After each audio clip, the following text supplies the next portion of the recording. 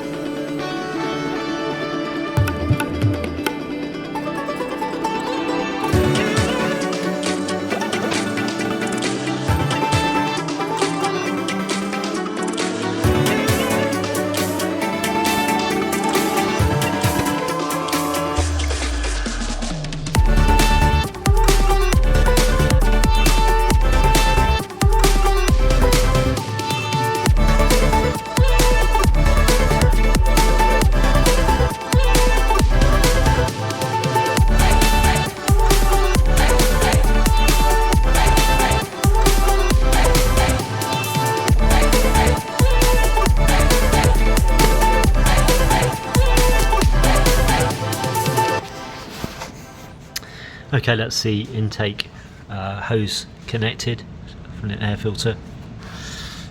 down into the turbo.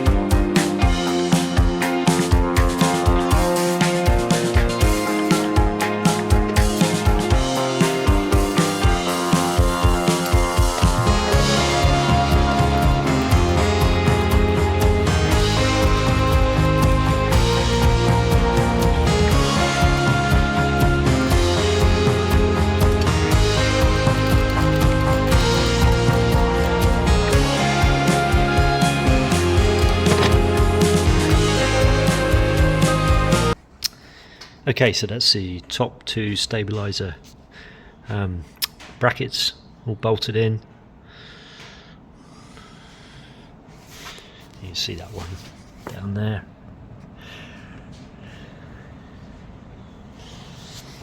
So there's there'll be two more brackets going on underneath of the car, off the gearbox. So I've got those two. One of them I've probably got to fabricate. One I've already got, standard item. So yeah, that bolts straight on.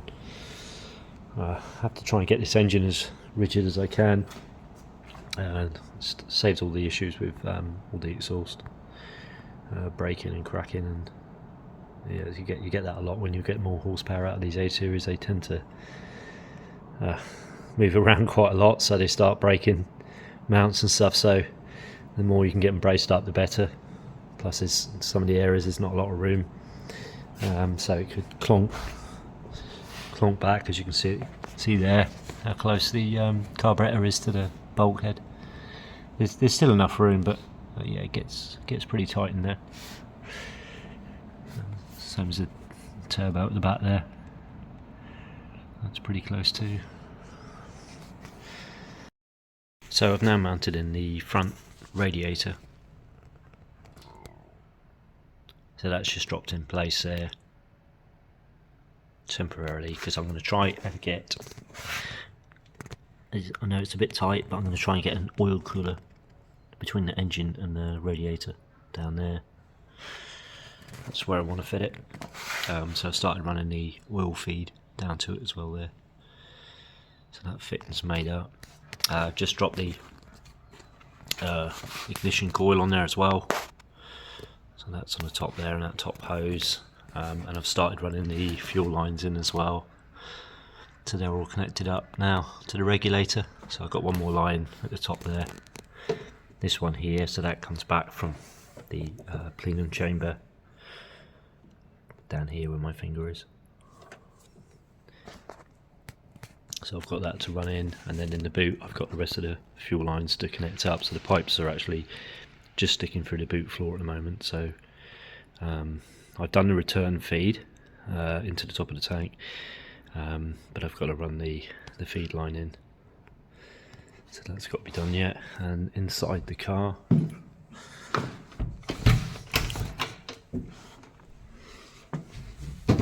okay, I've now mounted the dash in there. So that's all in place ready. So that's like the standoff piece that I made for the ready for the dash to be fitted, and I've also mounted the fuse box there on the left hand side.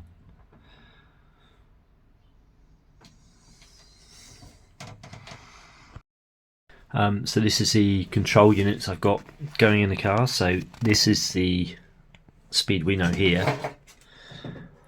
which has also got an air intake there, and that monitors the pressure on the turbo. So that's all got a map sensor all built in on the Speeduino. You can put a higher rated one in there, but for this application it'll be fine. And this is like a little unit I've made up. So that's a hazard indicator unit. That's this one here. So inside that one is a couple of relays and various diodes. Because I'm running LED bulbs, they do some really strange things. Like sometimes all the indicators come on at the same time, because it finds an easier way to earth through the bulbs as opposed to your original earth. So it's just easier to run diodes, and the flow of electricity can only run in one direction. Yeah, if you need more information about that, yeah, just send me a message, and I'll try and dig out some wiring diagrams that I can send you, or put up a picture. And this one here is for the rev counter. So in there is I think it's a PNP transistor. I can't remember what else is in there. I think there's diodes and bits and pieces going on. So that, or actually it might be a resistor in there as well. I think a certain value resistor. So that because the ECU runs at a lower voltage than the rev counter, it means they don't really talk to each other. So so you kind of run 12 volts through this unit, but you don't want 12 volts coming into the ECU. So that's down to 5.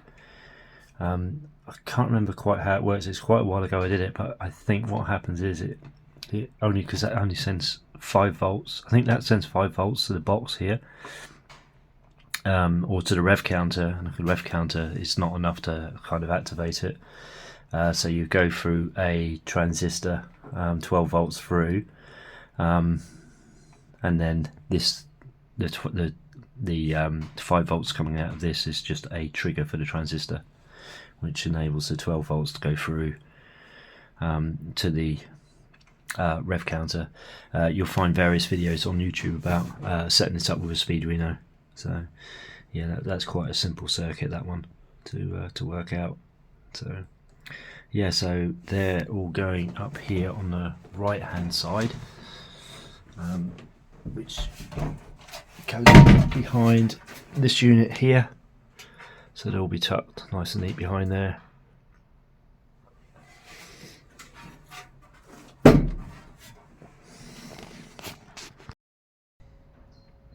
Okay, so that's it for this video. I'm waiting for some more parts, so can't really do a lot more at this stage.